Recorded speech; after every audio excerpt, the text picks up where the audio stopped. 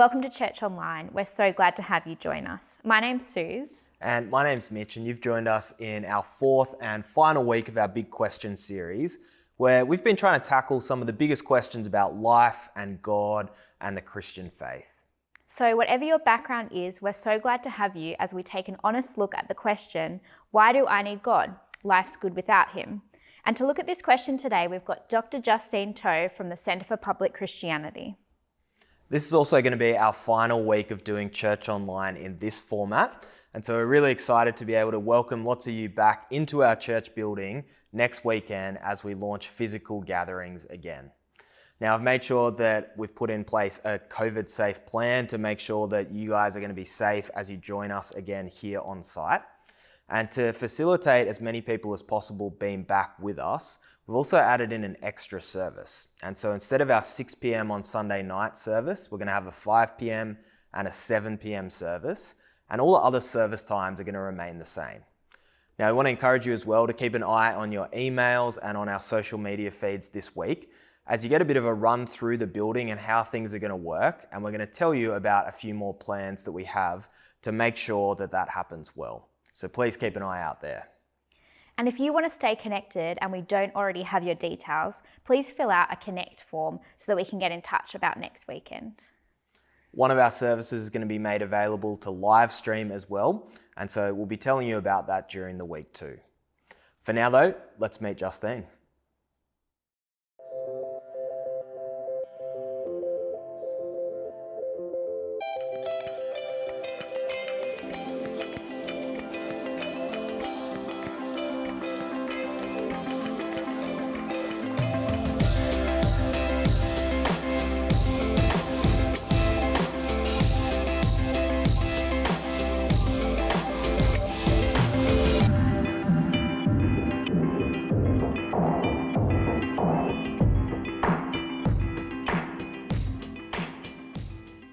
Welcome, Justine. Thanks for coming to speak to us at St. Faith's. We're so glad to have you here.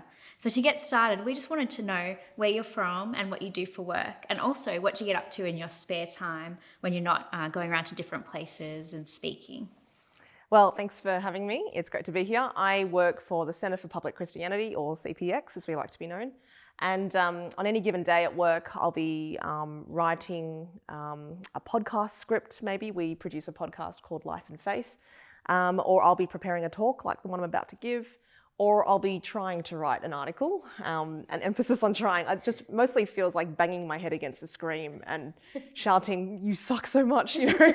That's what it feels like for 8 hours, and then suddenly something happens. So yeah, that's what I normally do during the day. And when I'm not at work, I have my two boys who I look after. So I've got a 6-year-old and a 4-year-old. One is in school, which is wonderful. And but yeah, I just love spending time with them. We just like to be outside. I'm finding that I really need to be outside and to see green and blue and to just have that calm me. I think that's really good, especially in this time. So that's what I do. Awesome. Fantastic. And you mentioned just then that you work for the Centre for Public Christianity. Can you tell us a bit about what CPX does and what your role is there? Yeah, well, we want to be a Christian voice in public that really understands the problems that people have with the church and with Christians, and we get them. There's like a lot of reason to be upset at Christians. But we still feel that even so, there's still something within the Christian story that is really life-affirming for everyone. And so we think it still has something really vital to offer to the questions that we ask. And so we just want to write articles and offer them to mainstream news outlets in the hope that we can get a chance to be platformed to share that with people. So yeah, I have an article coming up, I hope sometime this week, on Me Too, the Me Too movement, and the work of Tom Holland, who's this British historian. He's not a Christian, but he basically says that the Me Too movement is essentially Christian. And it's like jaws dropping, right? But anyway, you'll have to read the article to find out why he says that. But yeah, it's that sort of thing. It's looking for the kind of conversations in our culture and connecting them with what we believe is the truth and beauty of the Christian story. Yeah, great. Such a great organisation. And you've also done some work for the ABC. Can you tell us a little bit about that? Yeah, I freelance for the ABC. I've done like a little 6-part series with them that aired on Soul Search, which is a one of the religion podcasts offered by the ABC, and it was called Spiritual Life Hack. And it's this idea that a lot of people are really interested in life hacks and trying to work out how to increase their productivity or do all sorts of things. But it's frequently the case that these days that people don't see religion as a specific source of life advice. And so I interview a bunch of different people to talk about how their religion kind of helps them to work through an event in their life, like a breakup or like experiencing disability and surviving a terrible kind of like incident in your life. So I've done that, and I also sometimes guest host God Forbid, which is another program from the ABC. It's like a panel program, and we discuss, we've done things, all things from the spiritual crisis of parenting, that one hit close to home, and like chaplaincy during the bushfires. I know we can't remember the bushfires because we had another big disaster to face, but yeah, that was a big thing. And International Women's Day and all sorts of things. So it's really fun work, and I just love having conversations with people. It sounds like you're really well placed to come and speak to us on the topic that we have today. And so really glad that you're here. So thanks on behalf of St. Faith's for coming to speak to us. Before Justine speaks though, we're going to watch a quick video about the Alpha course that's coming up at St. Faith's. Check it out.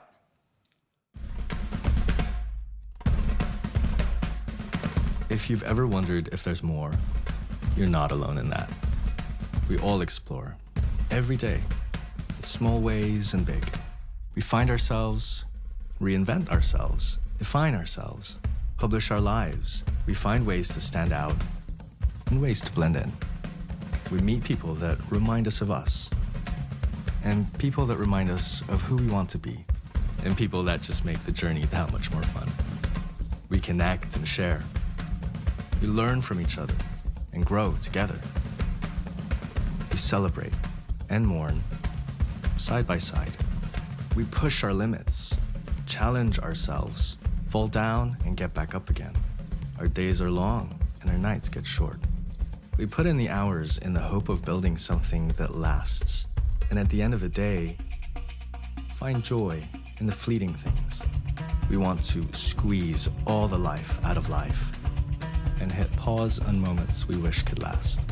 Put simply, we want to live, and along the way, discover all we can, experience more, and find out who we really are. For all our searching, it's rare to find time to think and talk about the big questions of life. About faith, and reason, and God, and meaning. But exploring is good. We're built for it.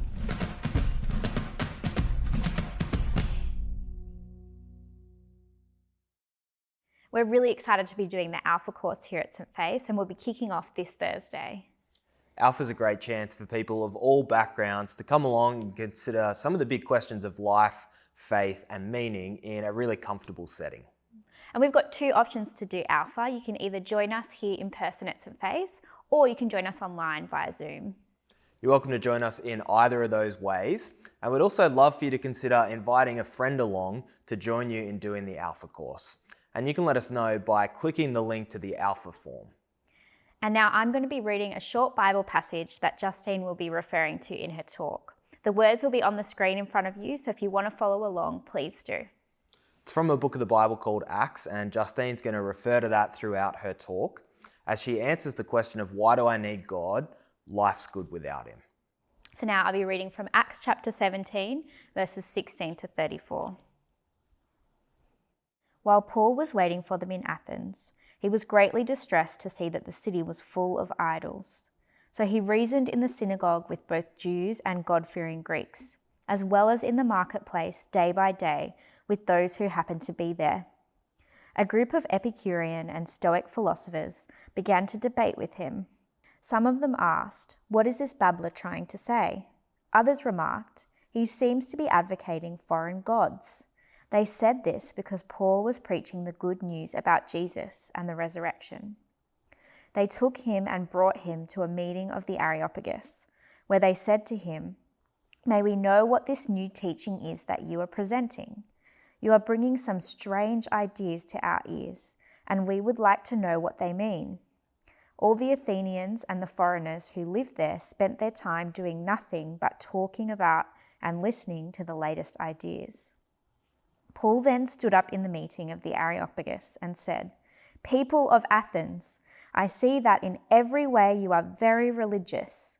For as I walked around and looked carefully at your objects of worship, I even found an altar with this inscription, 'To an unknown God.' So you are ignorant of the very thing you worship, and this is what I am going to proclaim to you. The God who made the world and everything in it is the Lord of heaven and earth, and does not live in temples built by human hands. And he is not served by human hands, as if he needed anything. Rather, he himself gives everyone life and breath and everything else.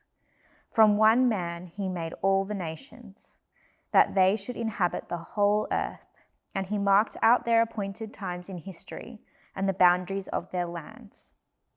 God did this so that they would seek him, and perhaps reach out for him and find him, though he is not far from any one of us. For in him we live and move and have our being. As some of your own poets have said, we are his offspring. Therefore, since we are God's offspring, we should not think that the divine being is like gold or silver or stone, an image made by human design and skill. In the past, God overlooked such ignorance, but now he commands all people everywhere to repent. For he has set a day when he will judge the world with justice by the man he has appointed. He has given proof of this to everyone by raising him from the dead. When they heard about the resurrection of the dead, some of them sneered, but others said, "We want to hear you again on this subject." At that, Paul left the council. Some of the people became followers of Paul and believed. Among them was Dionysius, a member of the Areopagus, also a woman named Damaris, and a number of others. Hi, thank you so much for having me. It's great to be here. Now, if you've ever been to the Greek islands, I think this is the kind of shot that you want to remember the experience by. Don't know if you can see it really well, so I'm just going to talk you through it. There's, of course, this beautiful ocean. And down the bottom here, we have a strip of beach and a woman standing right here on the shore. There's a bunch of people swimming and some people lying on the sand here. It's a really beautiful shot, and I wish you could be here in person to appreciate the turquoise colour. This is unfortunately not one of my holiday pics, but I'm like to imagine that she is me because, if only to keep alive the idea of a holiday because we can't go on holidays right now. Now, I don't know about you, but this turquoise ocean transfixes me, and there's no prizes for guessing why. In and of itself, it's beautiful. But what it's meant to symbolize here in this print is also beautiful. The idea of endless possibilities, the idea of adventure, or beauty, or bliss, or paradise. And if you're the woman standing on the shore, and that's what's beckoning towards you, then why wait? You should just plunge in, right? And maybe that's what she's about to do. But I like to imagine that first she's taking in the glory of the scene before her, the glory that we can't fully see.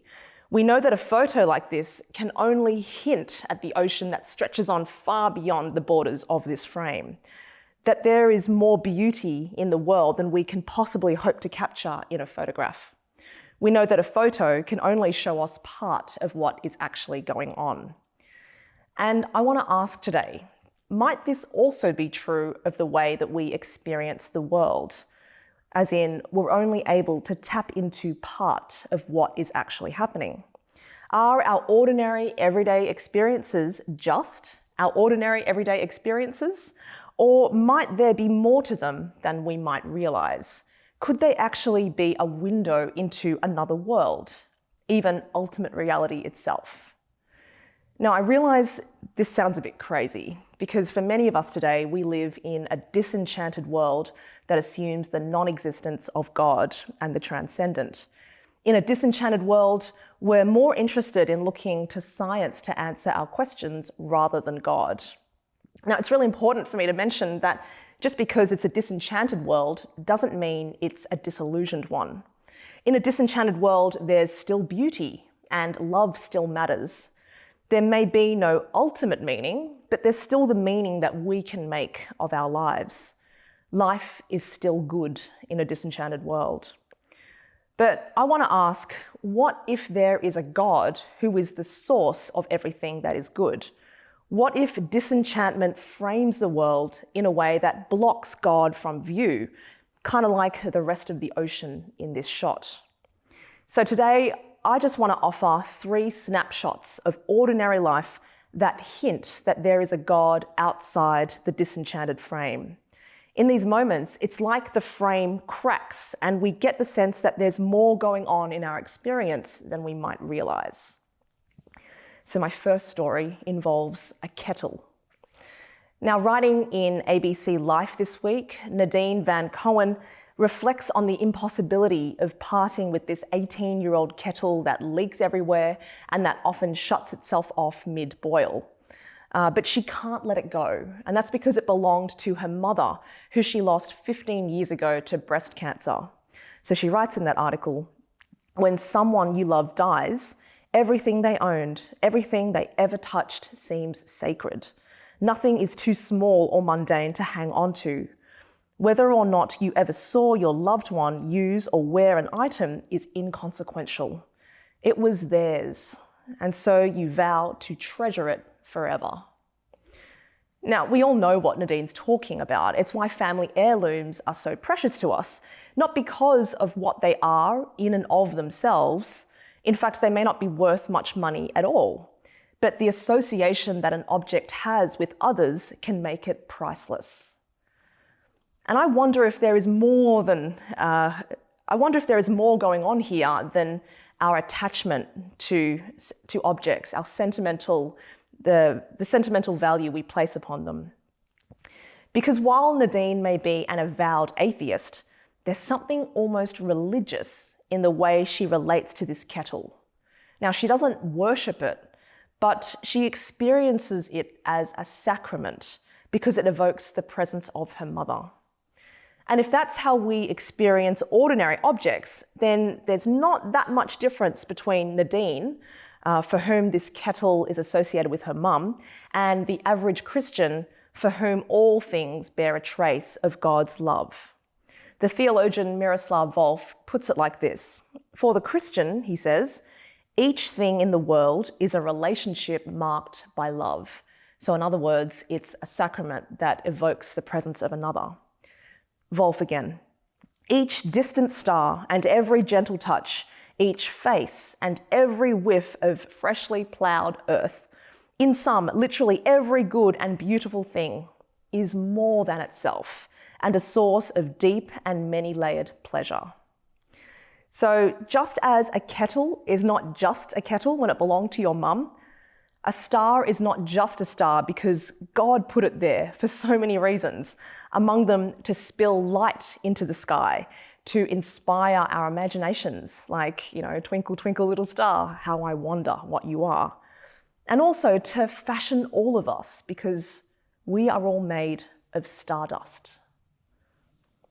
Now, of course, this doesn't mean that kettles and stars aren't wonderful just as they are. It just means that their significance might be even greater than we might realize. And if you believe that the entirety of the world is the good gift of God, then this has the power to transform ordinary pleasures into instances of God's abiding love and care. And at times, I think we can sense that. And so I want to tell you my second story. It's of a dinner party. Now, when I first moved out of home, I organised a potluck dinner with my friends. I will admit that organised is a little bit too strong because it was a really random meal and I didn't coordinate it very well, and it took a long time for everything to be ready. But it was all made with love and joy and for the sake of celebrating with friends. And I remember we all sat down to eat, but no one dug in. There was a pause and people looked a little bit uncomfortable and a little bit self-conscious. And then suddenly someone said, "It feels like we should say a prayer or something." Now, this was really surprising because I was the only Christian there that night. And obviously, just because you're an agnostic doesn't mean you don't feel grateful. But in that moment, who do you feel grateful to? That's unclear. We just knew that we wanted to give thanks for friendship, for our time together, and for the spread before us. And in the passage that was read out earlier, we met the Apostle Paul. He'd just arrived in Athens and was distressed to see that the city was full of idols, meaning that in the city there's a statue for every possible god, and even the ones no one knows about, so all bases are covered. So Paul decides to tell the gathered assembly at the Areopagus about the unknown god. The Areopagus is kind of like a speaker's corner where ideas get shared and debated. And this is what Paul says. "The God who made the world and everything in it is the Lord of heaven and earth and does not live in temples built by human hands. And he is not served by human hands as if he needed anything. Rather, he himself gives everyone life and breath and everything else. God did this so that they would seek him and perhaps reach out for him and find him, though he is not far from any one of us. For in him we live and move and have our being. As some of your own poets have said, we are his offspring."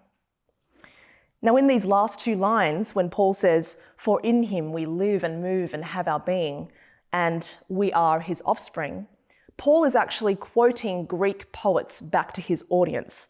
And he's doing that to suggest that even if the Athenians don't officially know God, their own philosophers already sense that God is out there who gives life and breath and everything else to all of us. And if that's the case, even though we were the ones to cook that meal from that dinner party, what made the food grow in the first place? What gave us taste and touch and smell and sight and ears to hear the smoke alarm go off as I burnt those meatballs? What gave us laughter and friendship and the idea of even sharing with others? What gave us air to breathe, water to slake our thirst, and even the idea of thanking someone who not everyone believed was actually there? If you keep asking all these kinds of questions, you arrive at the biggest one of all. What or who has enabled our entire existence? As American essayist and novelist Rebecca Harding Davis once observed, "We are all of us, from birth to death, guests at a table which we did not spread. The sun, the earth, love, friends, our very breath are all parts of the banquet. Shall we think of the day as a chance to come nearer to our host and to find out something of him who has fed us so long?" She suggests that God is the one who has fed us for so long, and in ways that go far beyond a feast with friends. Now, you might notice that everything I've said so far might be a reason to be spiritual, right? But not necessarily religious or even Christian. So let me tell you my third story. Last year, I attended the wedding of Sarah and Ty. It was a wonderful occasion. They're my cousins. They're really young and they're gorgeous. It was really wonderful, and I think people there felt all the usual feelings that are felt at a wedding. You feel excitement for the young couple starting life together. You feel a bit high on the drug that is young love. But I'm sure there were people in the room who felt a bit of alarm and maybe even foreboding, because what married couple knows what they're getting into when they get married? Well, actually, as it turns out, maybe Sarah and Ty do know what's involved, because Irene and Issam, Sarah's parents, have been on an incredible journey throughout their marriage together. Now, Sarah and Ty's wedding took place about 1 year after Irene had had a double kidney and liver transplant. For 25 years, Irene had lived with polycystic liver and kidney disease. It's the kind of condition that means that by age 50, you're on permanent dialysis in order to live. At the worst point of Irene's illness, her organs were so swollen that she looked permanently pregnant. And when the surgeons finally removed those organs from her body, they weighed 20 kilograms, which was about 30% of her entire body weight. But before the transplant, Irene would sometimes have to get about in a wheelchair because these cysts on her organs made it really difficult to walk, to breathe. They were pushing on her diaphragm, and to eat as well. Sleeping was no relief for her either. She couldn't sleep on her sides or her back because the cysts were really painful. And she also needed Issam to help her to the bathroom at least 3 times a night. Because when your kidneys are failing, that's just what it means to live with this condition. But Issam, it turned out, had been exactly the kind of husband you'd want to have if you were in Irene's position. He's been there for her in sickness and in health in ways that I can't even imagine. He's put aside everything to care for her, not just his sleep at night, but his notions of what it means to be a traditional provider, any sort of ambitions he might have had for his career, but also their shared dreams of what their life together could look like. He's also defended Irene from the insensitive comments of countless people, including her family. He did all the shopping, all the cooking, all the driving, the caregiving for her as well as their 2 children. And he also answered the phone for her constantly. Now, that doesn't sound remarkable at all, but when you're as sick as Irene, each phone call could be a lifeline, as in we have a donor, or it could be a death sentence. I'm sorry, but we've got bad news. Issam gave of himself again and again and again to ensure that Irene could have the best life she could have. Now, during the wedding, Ty paid tribute to Issam, so the new son-in-law paid tribute to his father-in-law. He mentioned how much Issam had taught him, Ty, about what it means to love your wife. And he said that Issam, as a Christian, had been instrumental in Ty's own growing faith in Jesus. Now, Ty's comments struck me because I felt like I was witnessing something transcendent, something beyond the disenchanted frame of our ordinary experience. Now, within that frame, we often see marriage as 2 people in love publicly committing themselves to each other. And that's wonderful in and of itself, but that's it. But in his letter to the Ephesian church, Paul, the same Paul that we met earlier, encourages husbands to love their wives, just as Christ loved the church and gave himself up for her. The meaning of marriage, Paul says, goes beyond what it means to the couple involved and their community. In a way, Paul is saying that marriage is cosmic. It's supposed to point beyond itself to reflect the love of God for his people. Now, of course, our marriages often fall far short of this ideal, whether that's because of sickness or selfishness or something else. But if we feel in awe of Issam's love for Irene, shown in his selfless devotion to her, then what do we do with the suggestion that there's something truly transcendent going on in this marriage? That in a strange way, Issam's love for Irene reflects the love of Jesus for his people. Do we feel drawn to that? That was certainly Ty's response. Those are my stories about a kettle, a dinner party, and a marriage. These are earthly experiences that I believe hint at divine realities and that gesture to a world beyond our disenchanted frame. Now, I'll be the first to admit that none of these stories is the silver bullet to belief. They don't offer conclusive proof of anything. In fact, they can be explained away without involving God at all. Because, of course, plenty of us feel grateful for the gift of life and are unbothered by the question of who we should feel grateful to. And we can probably think of married people who've sacrificed so much, even much more than Issam did for his wife. And, these people weren't Christians. So I can imagine people want to say to me, "You're reading too much into these experiences." It's true, I could be.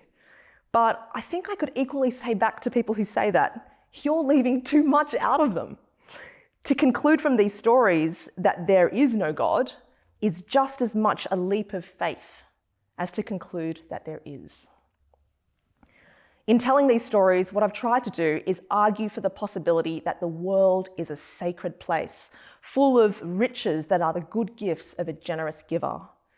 Such a perspective means that all the ordinary things of life can, if we let them, be bearers of God's love and concern for us.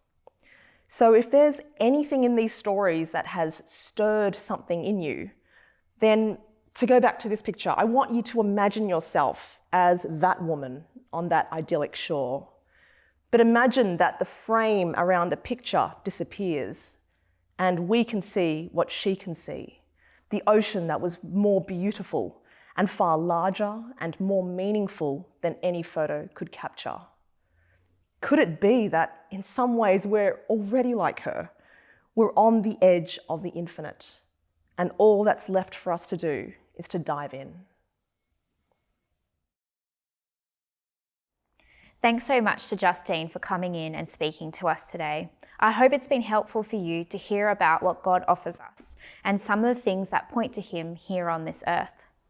We thought it'd be really good to introduce you to one of our regulars here at St. Faith's, and just to hear some of their journey about how they came to see that they needed God. And so I'd love to introduce you to my friend Zach now. Let's meet him together. Hey, my name is Zach, and this is my Jesus story.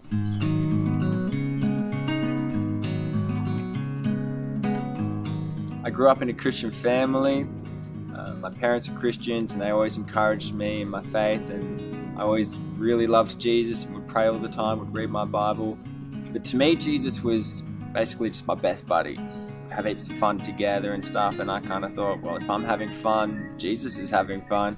And so in the early years of high school, started getting involved with drinking and drugs and partying and stuff, and kind of had this idea of, yeah, this is fun and I want to do these things, but really I knew it was wrong, but I was like, yeah, it's kind of a grey area. God doesn't really talk about some of these things, and so I kind of just hide myself from those areas in the scriptures. But yeah, really I was just defining good and evil myself. I was living a really double life. I had Jesus still in my life, but I was kind of putting him more in the back seat. Like I still identified myself as a Christian. If you'd asked me in front of all my friends if I was a Christian or not, I would have said, yeah, I'm a Christian. I would have proclaimed that. But my life wasn't really showing it because I had other things I was following. I wanted to be a good skater, and all my skater friends were really bad influences. I was pursuing music, and that was the same sort of thing. And yeah, it got to the point where I'd go to church on a Sunday, and I'd be encouraged to live more for God, but at the same time feel a bit guilty about what I was doing. And then Monday would come, and then I'd be back to doing the same old thing. And yeah, I started getting more deeper into that lifestyle. And then, yeah, I kind of slowly pushed God more in the background, and I started praying less, was reading my Bible less, and yeah, kind of pushing God out of my life, really. And yeah, I still felt guilt though the whole time, and I remember thinking to myself, I wish I wasn't born in a Christian family, because then I wouldn't have to have this guilt following me around.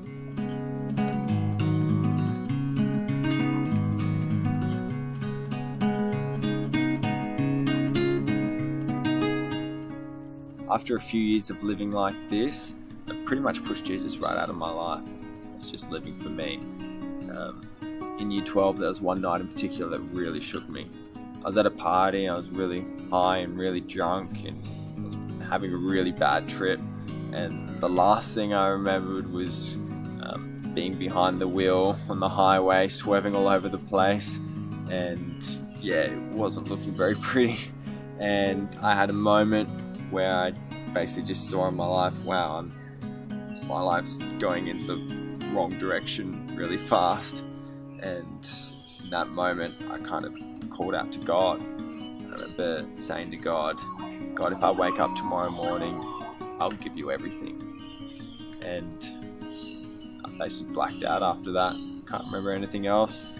But the next morning I woke up, and it was truly a miracle that I was alive, and I was in a very scared state, but I decided, alright, I've got to give everything to God.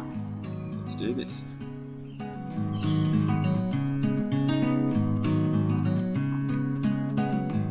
From that morning on, my whole life was just completely changed. That day, I had basically opened up my whole life before Jesus and said, Jesus, come into all my mess and in everything. I know you're a God who forgives, and I asked for his forgiveness, and I really felt God's peace, and I felt his love in such a strong way. And all my guilt was taken away, and it was so surreal. And that whole month was still very difficult. I was still really scared, and I'd had some really bad effects from what had happened that night that were just really traumatizing me. But at the end of that month, I just felt complete peace, and God really walked me through that whole process. And I experienced His love in a way that I'd never experienced it ever before. I fell in love with the Bible, started reading it all the time, the Old Testament and the New Testament. I just wanted to know Jesus more, and I started listening to podcasts to explain that to me as well. I started praying all the time. All of a sudden I was like, wow, I can actually talk to Jesus all the time now. And so I was really praying without ceasing and in everything. The best thing about being a Christian was the fellowship that I had with Jesus, and just knowing that God was always with me, and I was everywhere I went, I was just asking for guidance and knew that God was with me. The hardest thing about being a Christian was seeing all my friends that didn't know Jesus, because I knew what my life was like when I was ignoring Him and without Him in my life. And I just wanted my friends to see what it was like with having Jesus. So I started sharing Jesus with my friends and trying to be a light amongst them. And a lot of them didn't take it so well, but a lot of them actually took it really well. And I actually got to see a lot of my friends come to Christ, which was absolutely awesome.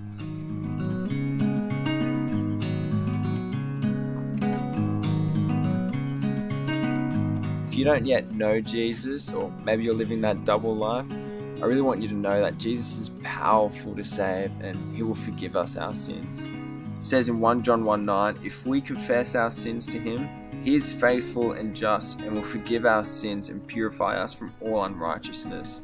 I used to carry so much guilt and baggage, and it was really not a fun life. But in that moment when I invited Jesus into all of that mess, His salvation just really set me free. And that gift of salvation is open for all of us through what Jesus did on the cross. And I really challenge you to accept that gift.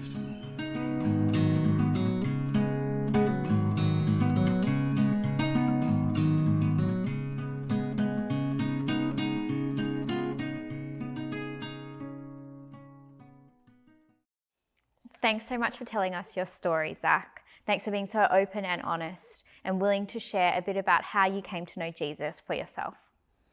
In a couple of minutes' time, our service for today is going to conclude. And so I just wanted to take this last opportunity to invite you again to our Alpha course that's starting this Thursday night. Maybe the talk today or some of the other talks over the last month have got you pondering some bigger questions of life, faith, and meaning, and you want to investigate them. Or maybe it's someone you know as well that you could invite along. And so we'd love to have you with us either here in person or on Zoom this Thursday night. So why don't you hit the Alpha form and let us know that you want to come. We'd also love for you to join us in person here at St. Faith's for our services next week. And again, keep an eye out on your emails for any details about those services coming up. If you're not getting our emails or haven't given us your contact details before, then hit the connect form and we'll definitely be in touch this week. As we finish our service today, we're going to have a song, so please join us. We can't wait to see you next week. See you in person.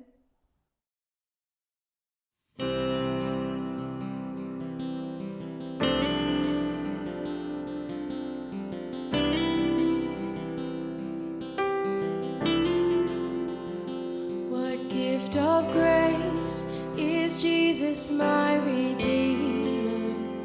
There is no more for heaven now to give. He is my joy, my righteousness and freedom, my steadfast love, my deep and boundless peace. To this I hold, my hope is only Jesus, for my life is wholly bound to His. Oh, how strange and divine, I can sing, all is mine, yet not I, but through Christ in me.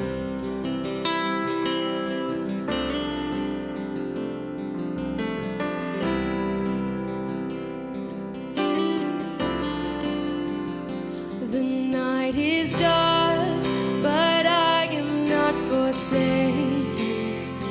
For by my side the Savior he will save. I labor on in weakness and rejoicing, for in my need his power is displayed. To this I hold, my shepherd will defend me. Through the deepest valley he will lead. Oh, the night has been won, and I shall overcome, yet not I, but through Christ in me.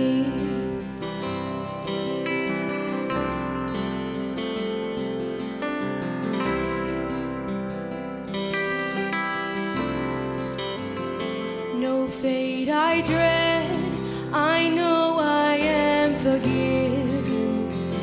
The future sure, the price it has been paid.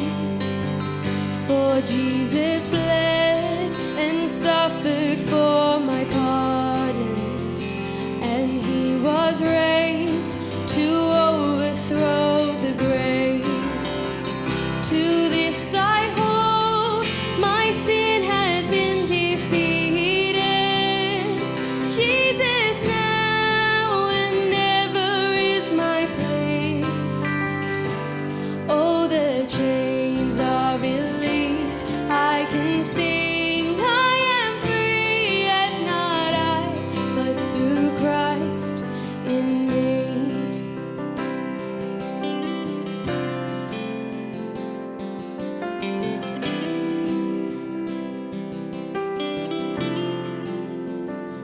With every breath, I long to follow Jesus, for he has said that he will bring me home.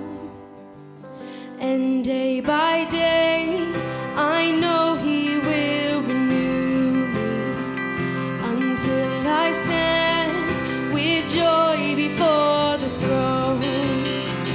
To this I hold, my hope is only Jesus. All the glory evermore to him. When the race is complete,